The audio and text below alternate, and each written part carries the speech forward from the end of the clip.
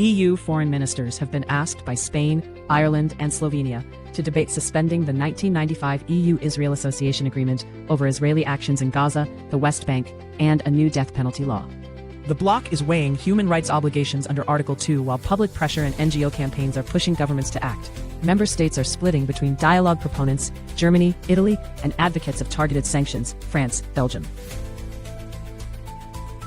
The EU will move first, with targeted measures and trade restrictions on settlement goods by qualified majority.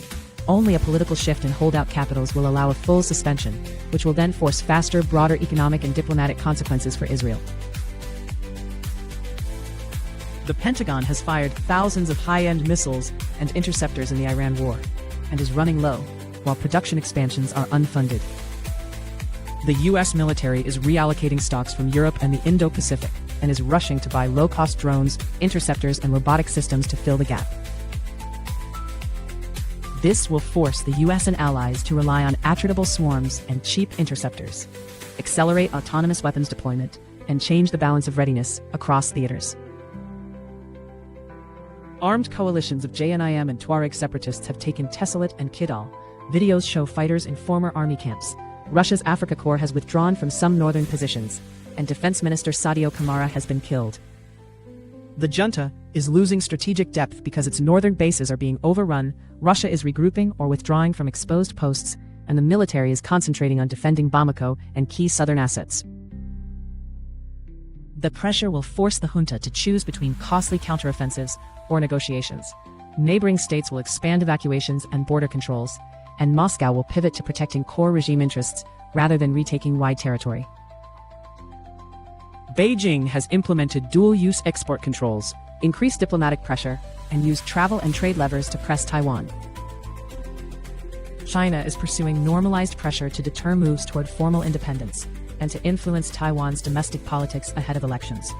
Washington is combining deterrence with sustained diplomatic engagement, while European firms and Czech ties are testing export control coherence. This will increase scrutiny of semiconductor and dual-use supply chains, force Taipei to raise defense spending, and prompt allied announcements on tech controls and targeted arms transfers that will reshape regional trade and security alliances. Japan has relaxed its post-war weapons export rules and is permitting broader foreign sales and co-production while keeping bans on transfers into active conflict zones.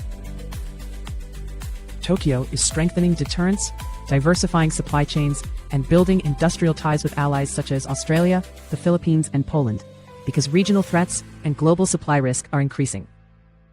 This will increase defense contracts and joint programs for Japanese firms, will give partners alternative suppliers to the US and Europe, and will force tougher diplomatic and military signaling from China.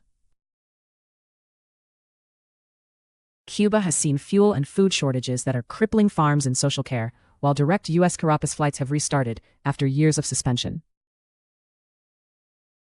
US sanctions and an energy squeeze are forcing Cuban farmers to use manual labor and leaving elderly people dependent on charity, while Washington's diplomatic reset with Caracas is restoring travel and commerce. Cuba will face deeper food insecurity and faster emigration, and expanded Miami-Caracas air links will increase remittances, political leverage, and commercial ties in the region.